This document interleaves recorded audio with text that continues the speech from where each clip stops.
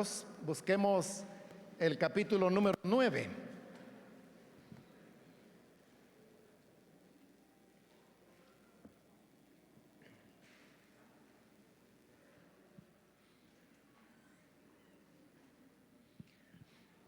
Dice la palabra de Dios en Marcos capítulo 9, versículo 14 en adelante.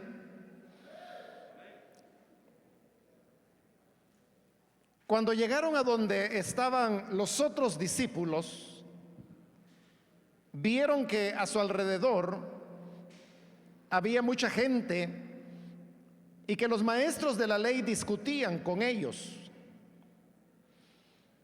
Tan pronto como la gente vio a Jesús, todos se sorprendieron y corrieron a saludarlo. ¿Qué están discutiendo con ellos?, les preguntó. Maestro, respondió un hombre de entre la multitud, te he traído a mi hijo, pues está poseído por un espíritu que le ha quitado el habla.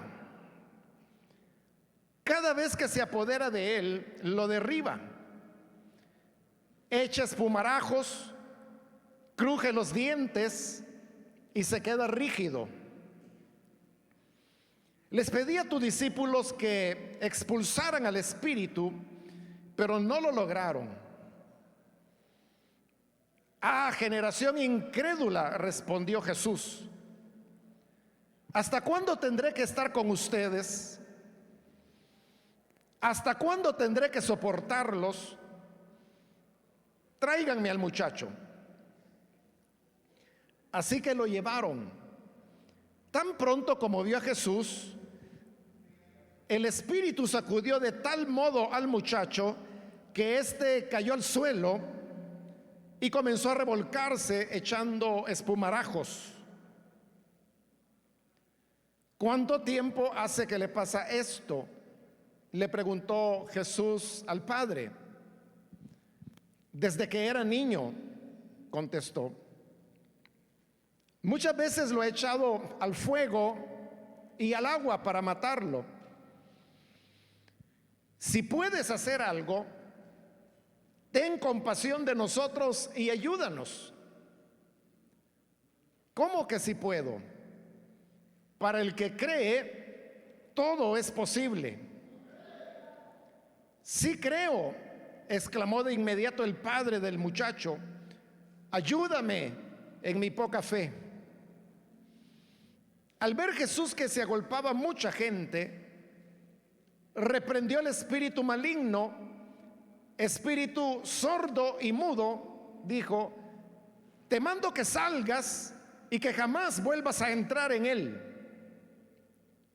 El espíritu, dando un alarido y sacudiendo violentamente al muchacho, salió de él. Este quedó como muerto, tanto que muchos decían, ya se murió. Pero Jesús lo tomó de la mano y lo levantó, y el muchacho se puso de pie.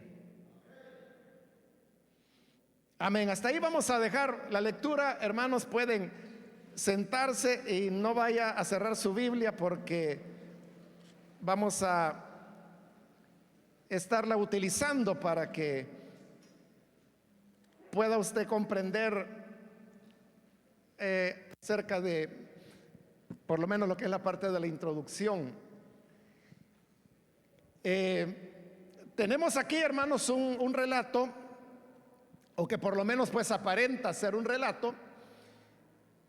Pero aquí lo que tenemos es exactamente lo mismo que vimos cuando pasamos por el capítulo 5 de este mismo evangelio, que hace ya bastante tiempo. El tiempo pasa rápido, quizás un par de años, no lo sé, o más de un año que pasamos por el capítulo 5, donde vimos el relato de aquel hombre que también estaba poseído por demonios y que vivía en los sepulcros, y que luego Jesús llega Y al desembarcar, el hombre endemoniado viene, el Señor termina expulsando a los demonios que dijeron que eran una legión. Los demonios salen, entran en los cerdos, se precipitan al mar, y así es como el hombre queda liberado.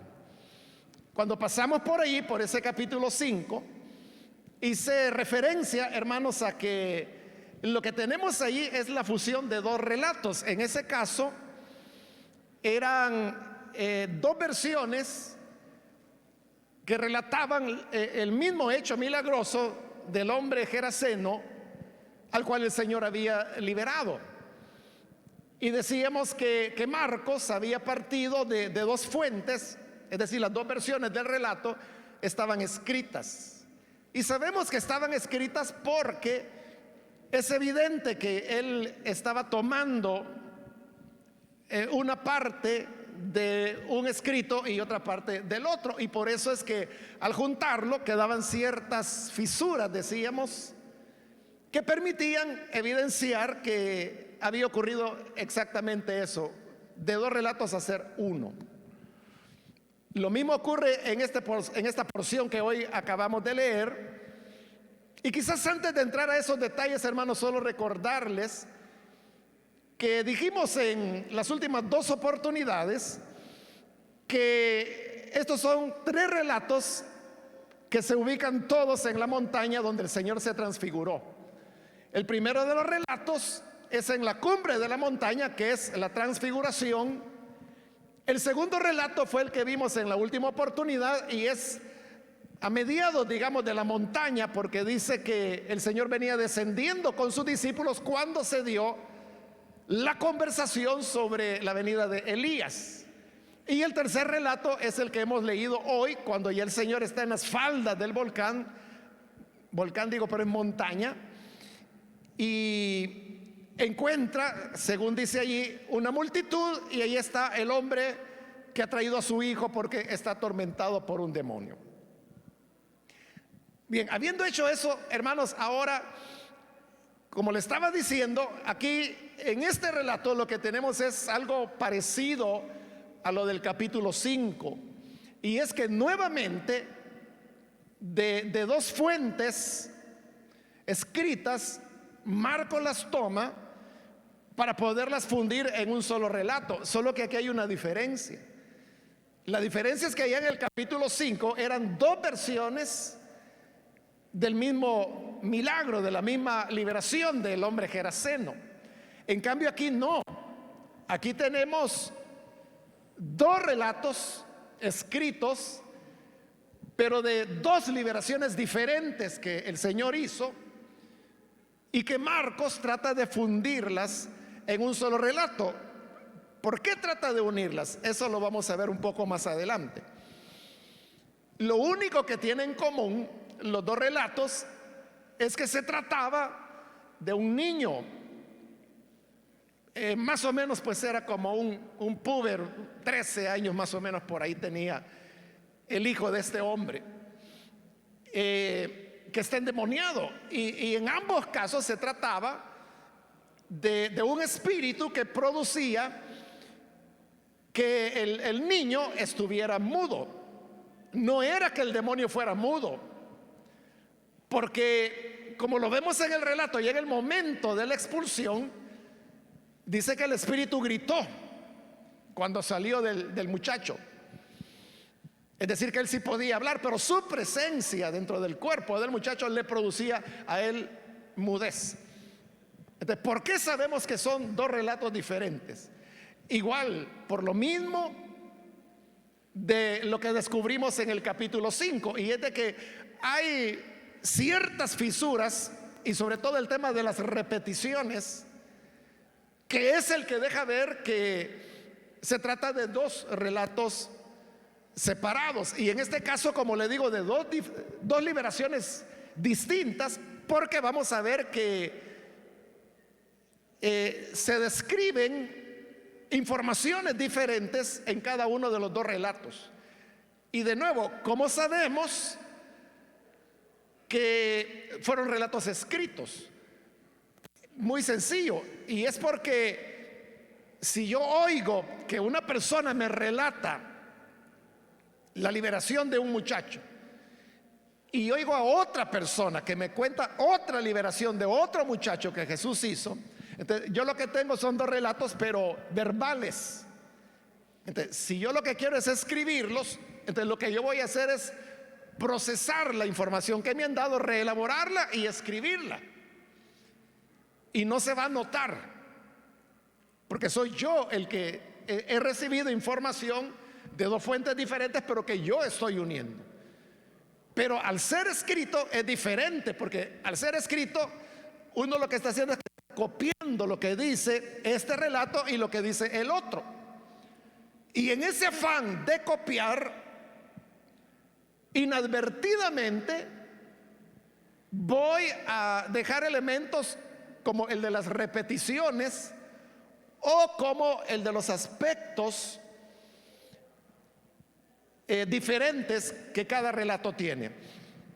Entonces vamos a ver, hermanos, cada uno de esos detalles. Como le digo, aquí hay dos relatos que se han tratado de fundir, pero más o menos, el primer relato de la primera liberación es el que está desde el versículo 14 hasta el versículo 20. Más o menos, o sea, no estrictamente, pero más o menos ahí tenemos el primer relato. El segundo va del versículo 21 hasta el 27, que es donde detuvimos la lectura. Ahí estaría el segundo relato. Ahora, vamos a ver las diferencias de por qué se trata de dos relatos. En el primer relato, usted puede ver que el interlocutor principal son los discípulos, porque el Señor baja y dice desde el 14, llegaron a donde estaban los otros discípulos, ellos son los protagonistas, y luego aparece el hombre y dice: traje mi hijo a tus discípulos y no lo han podido libertar. El Señor comienza a recriminar la falta de fe, pero de sus discípulos,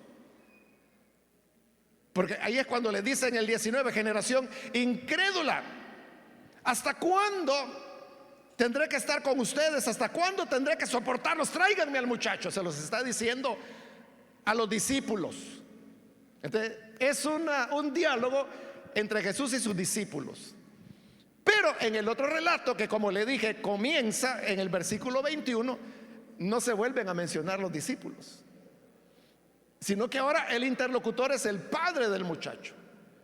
Los discípulos simplemente desaparecen y todo lo que el Señor está hablando, y en este caso el débil de la fe ya no son los discípulos, porque ya no están en el relato, sino que es el padre de familia, el cual reconoce su propia falta de fe cuando le dice dramáticamente al Señor: ayuda a mi incredulidad. Entonces vemos de que son contextos diferentes.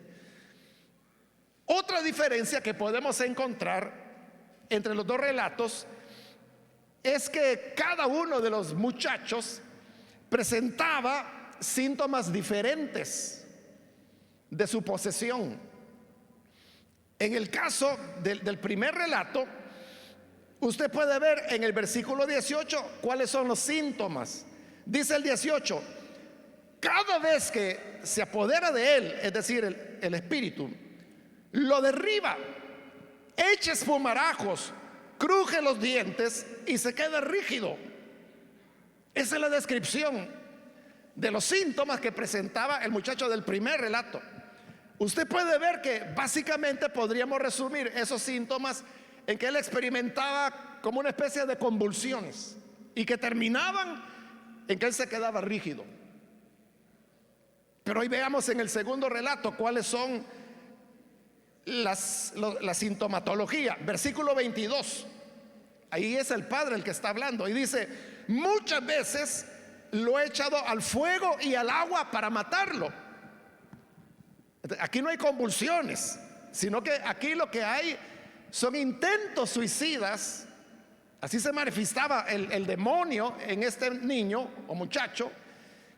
Y es que a veces lo arrojaba al agua, a veces al fuego. O sea, él estaba intentando matarse todo el tiempo. Pero entonces vea, son dos cosas diferentes, muy diferentes el uno del otro. Veamos otra diferencia más. En el primer relato vemos que desde que Jesús llega, la multitud ya está ahí.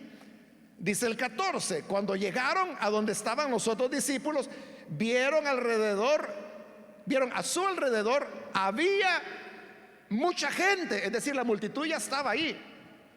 Quien llega es Jesús. Pero veamos ahora en el segundo relato cómo la cosa cambia. En el versículo 25, al ver Jesús que se agolpaba mucha gente, o sea, ahí está comenzando a juntarse la gente, reprendió al espíritu maligno. Entonces son dos escenarios diferentes, ¿verdad? Porque en el primero la multitud ya está allí y Jesús se acerca a la multitud. En el segundo relato Jesús está solo hablando con el Padre, y cuando el Padre le está suplicando, la gente empieza a llegar, hasta que Jesús ve de que ya se está aglomerando la gente, ya hay una multitud, y entonces lo va a liberar. Entonces son dos escenarios totalmente diferentes, ¿verdad? O sea, no podía ser que la gente ya estaba allí y que hasta después es que la gente va a llegar, ¿verdad? O sea, evidentemente se trata de dos relatos diferentes. Y consecuentemente, hermanos, por todo esto que hemos mencionado, podemos decir que el tema de cada relato también es diferente. En el caso del primer relato, lo que se enfatiza es el problema de los discípulos para poder asumir la responsabilidad misionera que el Señor quería que a esas alturas ellos ya hubieran encarnado. En tanto que en el segundo relato el tema es diferente. Ahí el tema es el tema de la incredulidad del padre, del muchacho afectado, ¿no? que necesita ser fortalecido, llegar a un punto de fe, como el Señor le dice: para el que cree todo es posible. Entonces eso es lo que le está pidiendo al Padre, fe. Y cuando el Padre llega a ese punto, recibe la liberación. Entonces vea, son temas distintos en cada relato. Pero ahora yo hice una pregunta que le dije que él iba a responder más adelante, y es: ¿por qué, si se trató de dos casos diferentes, circunstancias diferentes, muchachos afectados diferentes, cada uno con su propia sintomatología, cada relato con su propio protagonista, cada relato con su propio ambiente diferente? Entonces, ¿por qué Marcos los une? Porque él tuvo los dos relatos, las dos fuentes escritas. Entonces, ¿por qué la intención de él de unirlos? Porque si usted se fija, y a lo mejor ya se dio cuenta, porque en lo que he venido explicando se nota, en el fondo los dos relatos están tocando el mismo tema. Y el tema es la necesidad de la fe. A los discípulos el Señor les dice: incrédulos, ¿hasta cuándo lo voy a soportar? Y el Padre le dice: si puedes creer, para el que cree todo es posible. En ambos casos está tocando el tema de la fe. Entonces, como en los dos relatos se veía el mismo aspecto, entonces Marcos los une. Y obviamente este relato de esta expulsión de demonios es la más extensa, al lado de la del capítulo 5, que relata una expulsión. Y precisamente se hace extensa porque es la fusión de dos relatos, como lo acabamos de mencionar, igual que en el capítulo 5. Por eso también se hacía larga, ¿no? Bueno, aquí es más larga todavía, pero es porque habían dos relatos que se estaban uniendo.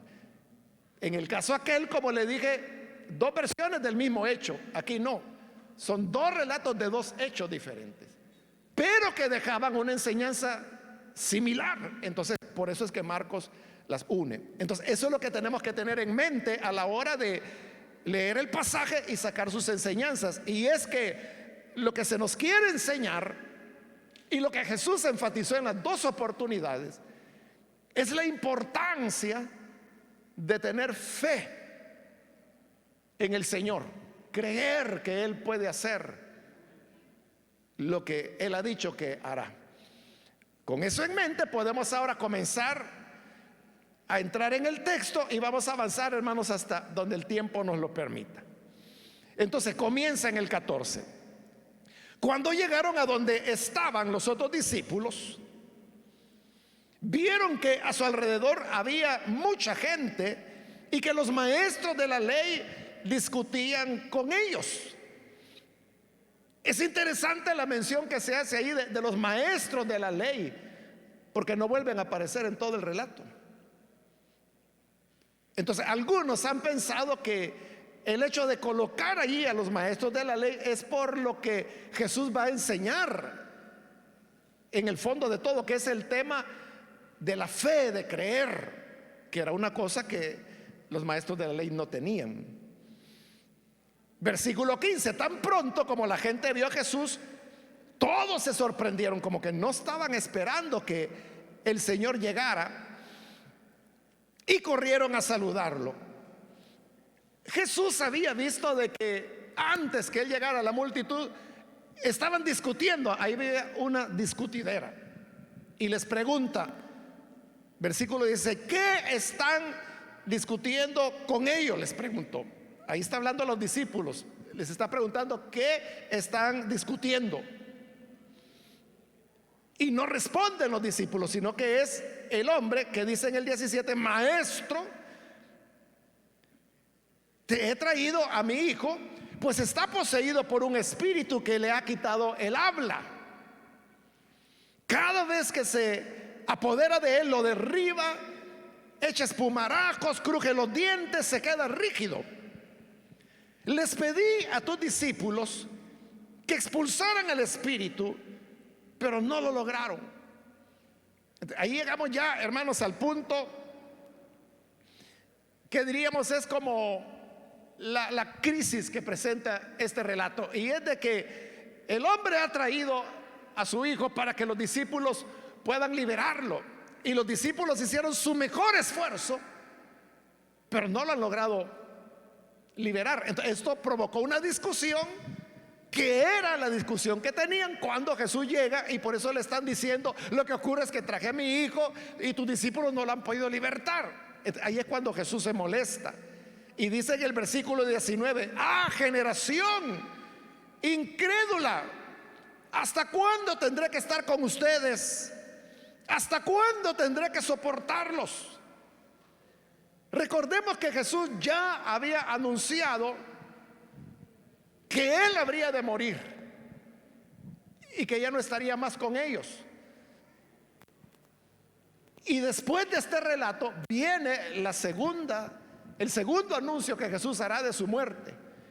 Entonces, él ya le dijo a sus discípulos que él tiene que ser entregado en manos de pecadores, que lo van a matar, pero que al tercer día él va a resucitar. Por eso les está preguntando: ¿hasta cuándo voy a estar con ustedes? Entonces Jesús les está hablando de que ya era el tiempo en que ellos deberían estar desempeñando las tareas que a ellos les iban a corresponder, porque el Señor no iba a estar siempre con ellos. Y por eso les dice: ¿hasta cuándo lo voy a soportar? Hasta este momento Jesús ha sido el que ha respondido todas las necesidades, los problemas. Incluso cuando los fariseos los criticaban, era el Señor quien respondía a nombre de ellos. Entonces ha sido muy cómodo, digamos, para los discípulos depender que el Señor les resolviera los problemas, les calmara la tempestad, les respondiera a las acusaciones que les hacían los fariseos. Pero eso no iba a ser así siempre. Hay que llegar a un punto en el cual le corresponde, hermano, a uno asumir la tarea, continuar, porque Jesús no lo iba a continuar. Y por eso les pregunta: ¿y ustedes ¿Cuánto tiempo más creen que yo voy a estar con ustedes? Y todavía no lo pueden hacer. Todos, hermanos, todos nosotros, de alguna manera tenemos que asumir una responsabilidad dentro de la obra de Dios. Hubo un tiempo cuando creímos, cuando llegamos al Evangelio. Y al llegar al Evangelio, nos comenzaron a enseñar, nos acogieron, nos aconsejaron, aprendimos a orar, ¿verdad? Porque ni eso sabíamos. Aprendimos a orar, aprendimos a entender la Biblia porque teníamos muchos pasajes que no sabíamos qué significaban. Comenzamos a aprender alabanzas, comenzamos a entender que había que bautizarse en agua, qué significa. Es decir, nos llevaron de la mano. Todos hemos pasado por eso. Aún aquellos que son hijos de creyentes, que son cristianos de segunda generación, lo único que en el caso de ellos, ese aprendizaje se alargó mucho más en el tiempo, precisamente porque desde niños comenzaron a recibir esa formación, a diferencia del que se convierte, ¿verdad? De que la recibe de una manera más intensiva, porque otra cosa ha tenido en su vida. El cristiano de segunda generación no ha tenido nada más que el cristianismo. Bien, el hecho es de que todos hemos tenido que aprender, pero llega un momento, hermano, cuando es a usted a quien le corresponde, en lugar de buscar quien le aconseja,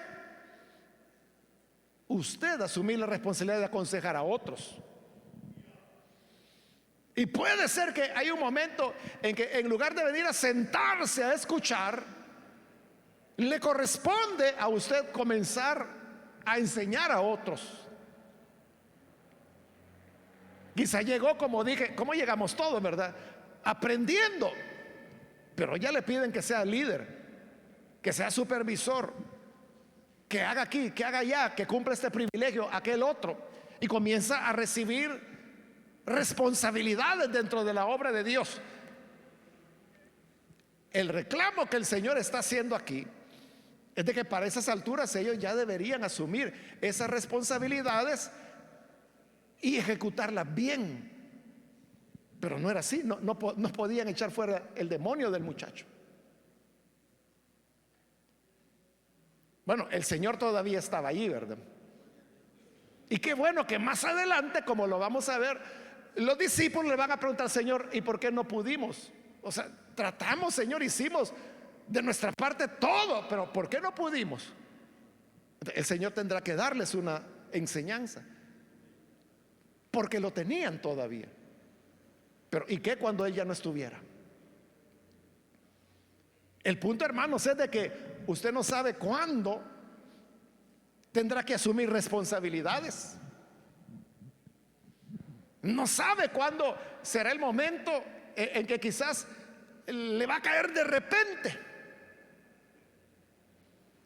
Todos estos hermanos que en años pasados salieron de nuestro país por diversas razones y llegaron a otros países y a otras ciudades, ellos no iban con la idea, hermanos, de abrir una iglesia. No, ellos iban por razones económicas o de seguridad fundamentalmente. Pero llegaron allá, bueno, y eso muy a menudo. Por lo menos a mí mucha gente me lo pregunta: hermano, voy a tal lugar, ¿hay iglesia allí? ¿O me puede recomendar alguna iglesia? Hay países donde tenemos, países donde no, ¿verdad? Entonces, cuando esta gente llega, a veces van a estas iglesias, pero lo que ocurre es que no encuentran la llenura, ¿verdad? Es decir, no se sienten bien. Entonces, ¿qué hacen? Se van a sus casas y dicen: bueno, mejor comencemos aquí una reunión pequeña, y comienzan una célula. Invitan a las personas empiezan a creer, crece el número, se multiplica, abren otra célula, capacitan a un líder. Pero mire, están haciendo ya funciones que quizás aquí no hacían, porque quizás aquí era el supervisor el que se encargaba de multiplicar, o el pastor de la zona, o el apoyo de otras personas, pero ahí les toca solos. Entonces, de esa manera es como van multiplicando, multiplicando, hasta que llega el punto en que ya tienen 5, 7, 8, 10 células. Entonces, pero ahí estamos hablando, hermanos, ya de 80. Si fueran 10 células, pueden llegar a ser hasta 100 personas. Entonces, eso en algunos países es más grande que congregaciones que tienen 50 años de estar por allá. Y lo han hecho en meses. Entonces, ahí es cuando llaman. Y cuando dicen, hermano, fíjese que estoy en tal lugar, tenemos esta cantidad de gente, ¿y ahora qué hago? Bueno, algunos llaman muy pronto. Y yo lo que les digo es, mira, siga haciendo lo que está haciendo, sigue multiplicando las células, y cuando llegues a 5 me avisas. De cuando llegan a eso me avisan. Bueno, ahora entre todos reúnan. Algunos desde el principio han estado recogiendo ofrenda.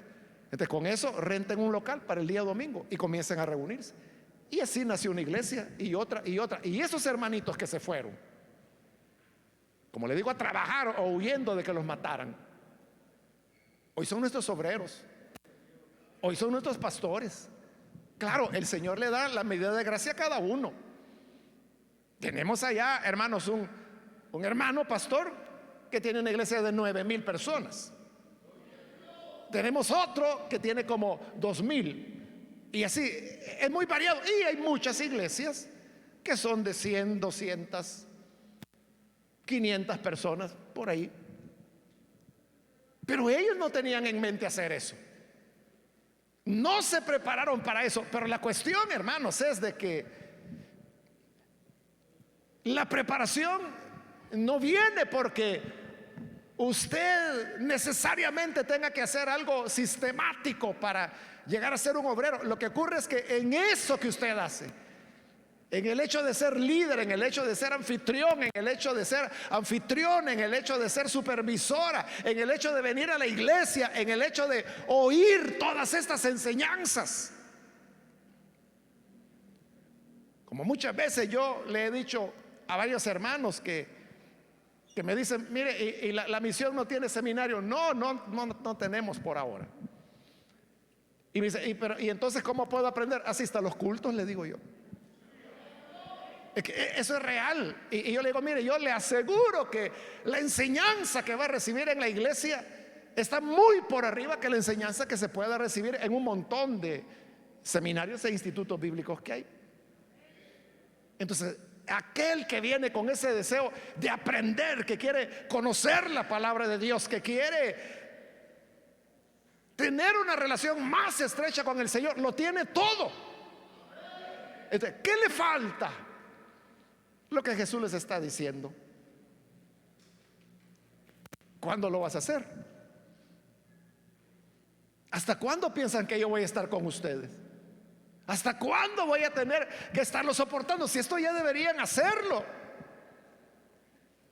Entonces, estamos, hermanos, como capacitados para hacer la obra de Dios, pero todavía decimos, es que quizás yo no estoy preparado. Miren, no, todavía no me dé células si yo solo tengo 15 años de haber llegado a la iglesia. Y entonces, ¿cuándo, verdad? Eso es lo que Jesús quería decirles. ¿Hasta cuándo voy a soportarlo? ¿Hasta cuándo piensan ustedes que voy a estar? O sea, ya les había dicho la primera vez, me voy. Allí unos versículos más adelante les dice, la segunda vez el Hijo del Hombre será entregado en manos de pecadores, lo van a matar, pero el tercer día resucitará. Entonces, era un hecho que se iba. Entonces, si se va, uno, hermano, lo que tiene que hacer, bueno, quiero aprender cómo se van a hacer las cosas, porque las personas no son eternas, los ministerios no son eternos.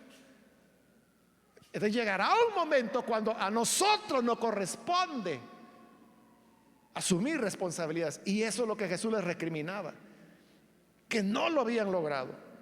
Entonces le dijo, traigan para acá a ese muchacho. Versículo 20, así que se lo llevaron. Y tan pronto como vio a Jesús, el espíritu sacudió de tal modo al muchacho que éste cayó al suelo y comenzó a revolcarse, echando espumarajos. Eso era como para espantar a cualquiera. Pero note que en el relato, ahí hemos llegado a un clímax, ¿verdad? Porque ahí está el muchacho revolcándose, echando espumarajos. Impresionante aquello. Pero ¿qué sucede? Que en el versículo 21 tenemos un anticlímax.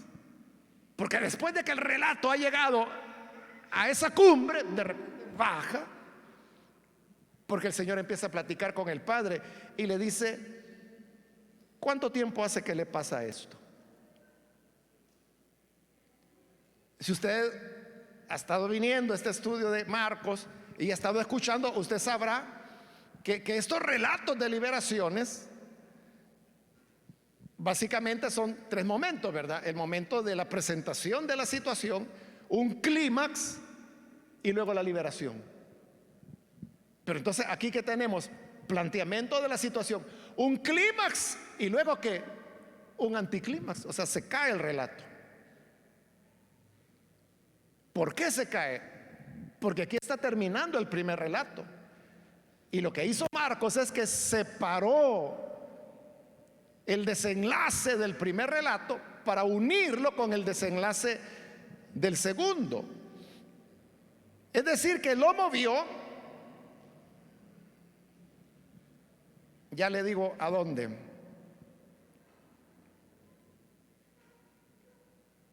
al 25.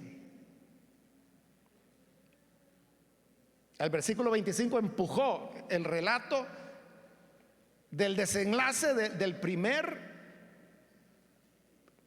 relato del primer niño. Fíjese, podemos hacer lo siguiente y usted lo va a percibir. Leamos el relato, el primero, ¿verdad? Pero solamente los versículos 19 y 20. Cuando terminemos de leer el 20, saltémonos al 25. Ponga atención y usted perciba si hay una continuación en el relato o no. Dice el 19: ah, generación incrédula, respondió Jesús, ¿hasta cuándo tendré que estar con ustedes? ¿Hasta cuándo tendré que soportarlos? Tráiganme al muchacho. Así que se lo llevaron. Tan pronto como vio a Jesús, el espíritu sacudió de tal modo al muchacho que éste cayó al suelo y comenzó a revolcarse echando espumarajos. Al ver Jesús que se agolpaba mucha gente, reprendió al espíritu maligno: espíritu sordo y mudo, dijo, te mando que salgas y que jamás vuelvas a entrar en él. ¿Cómo lo sintió? Ahí está, ¿verdad?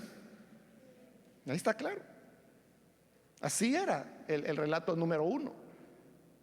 Pero claro, Marcos no podía poner una liberación y luego otra. Entonces, por eso es que cuando él introduce el diálogo del padre, que ya es tomado del segundo testimonio o del segundo relato, uno siente que ese ritmo ascendente que el relato llevaba se cae. Pero si uno lo junta con su final, se llega al clímax y viene el desenlace que uno espera, que es la liberación. Eso es lo que usted sintió cuando nos pasamos al versículo 25.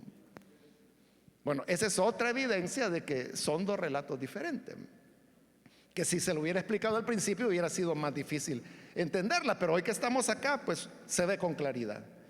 Entonces vamos ahora al anticlímax, que sería el inicio del segundo relato. Viene Jesús y le pregunta al padre: ¿cuánto tiempo hace que le pasa esto?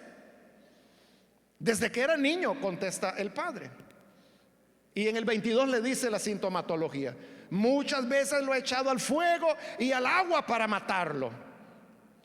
Si puedes hacer algo, ten compasión de nosotros y ayúdanos.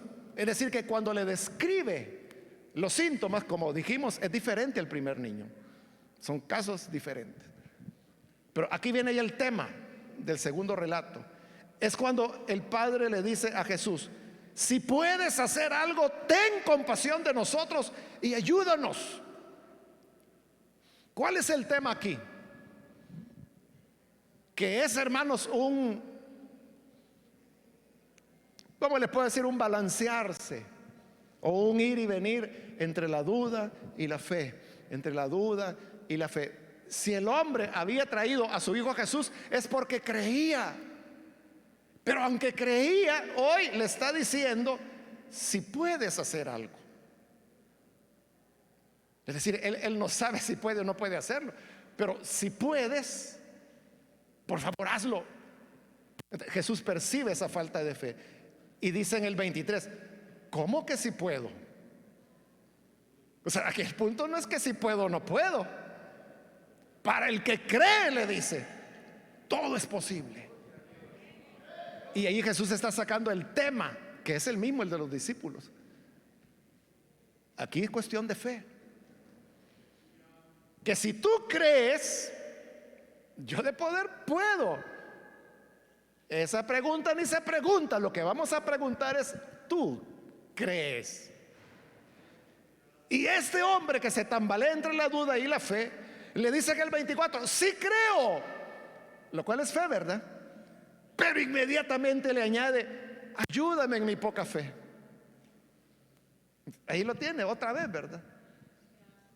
Que después de decirle: sí creo, pero fíjate que soy incrédulo. Y entonces pues.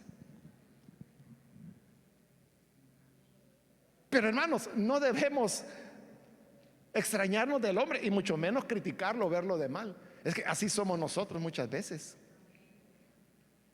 Creemos pero no creemos, ¿verdad? O creemos que Dios puede hacer algo, pero en otro, no en mí. No, si yo creo que el Señor puede sanar a cualquier enfermo, entonces lo va a sanar a usted. No, pues fíjese que yo no sé si será la voluntad de Dios. Somos igual que el hombre. Creemos pero no creemos. Entonces, ¿qué hace Jesús? Bueno, como tu fe no es perfecta, ahí ve quién te ayuda. Como no crees totalmente que puedo, todavía estás preguntando que si puedo o no puedo, pues ahí quédate con tu problema y ve cómo sale. No, no hace eso Jesús. Sino que dice en el 25, y aquí toma el desenlace, ¿verdad?, del primer relato y lo va a unir con el segundo. Al ver Jesús que se agolpaba a mucha gente, reprendió al espíritu maligno, espíritu sordo y mudo. No era que el espíritu fuera sordo, porque si no Jesús no le estuviera hablando, y tampoco era que fuera mudo, porque ya lo vamos a ver que grita, sino que la presencia del demonio en el Hijo del Hombre producía sordera y mudez. Te mando que salgas y que jamás vuelvas a entrar en él. El espíritu, aquí entramos al segundo relato de nuevo. El espíritu dando un alarido, o sea que sí podía hablar, y sacudiendo violentamente al muchacho, salió de él. Este quedó como muerto, quedó inerte, tanto que muchos decían: ya se murió. Como para toda gente, ¿verdad? Ahí estaban unos que se murió. Entonces Jesús lo tomó de la mano y lo levantó, y el muchacho se puso en pie. Y ahí termina el relato. El relato al pie de la montaña, porque la siguiente escena ya no es ahí, ya es en la casa, ¿verdad? Y por eso lo vamos a dejar para la próxima oportunidad. Entonces la enseñanza, hermanos, resumida, ¿verdad?, de todo esto que hemos visto, es el tema de la fe. O sea, Dios no pide de nosotros otra cosa más que confiemos en Él, que tengamos fe en Él. Y puede ser que nuestra fe no sea, hermanos, tan sólida como una roca o tan firme como un cedro. Tal vez nuestra fe es como la del hombre, que en nuestra desesperación le decimos: Señor, pero ayúdame con mi poca fe. Pero como Dios es misericordioso, bondadoso, cuando nos ve así, dudar y temblar, temer, aún así, el Señor extiende su palabra de gracia y de poder para ayudarnos y para sacarnos adelante. Porque sacándonos adelante es como nuestra fe se va fortaleciendo. Vamos a cerrar nuestros ojos, hermanos, y vamos a inclinar nuestro rostro. Antes de hacer la oración, yo quiero invitar, si hay con nosotros amigos o amigas que todavía no han recibido al Señor Jesús como su Salvador, pero si al escuchar esta palabra usted se da cuenta que lo que verdaderamente importa en nuestra relación con el Señor es el tema de la fe. Es que podamos confiar en el Señor. Y eso es todo. Aunque sea una pequeñita fe, como el Señor dijo, si tuvieras fe pero tan pequeña como un grano de mostaza, aunque fuera así de pequeñita tu fe, podrás traspasar los montes a la mar. Podrás decirle a este árbol que se desarraigue y que se plante en el mar, y os obedecería. Entonces, con ese poquito de fe que tienes, puedes creer en Jesús hoy.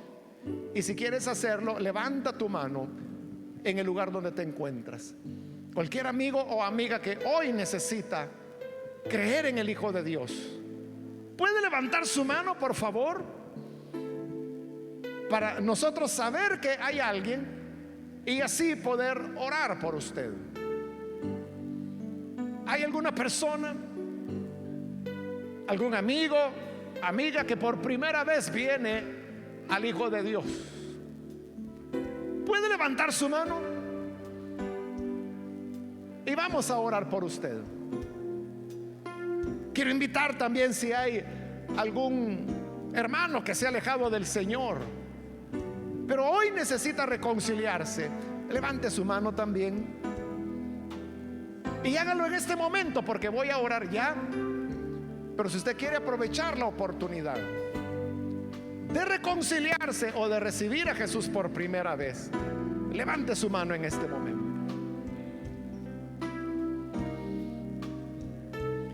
Que el Señor nos ayude, hermanos, para que siempre podamos tener la fe, la confianza en que, por difícil que parezcan las cosas, pero todo es posible para Él, y todo es posible para el que crea. Señor, te damos las gracias por tu palabra, porque esta enseñanza nos viene a animar para que podamos creer a tu palabra, vivir de acuerdo a la fe que solamente tú das. Bendice a cada hermano y hermana.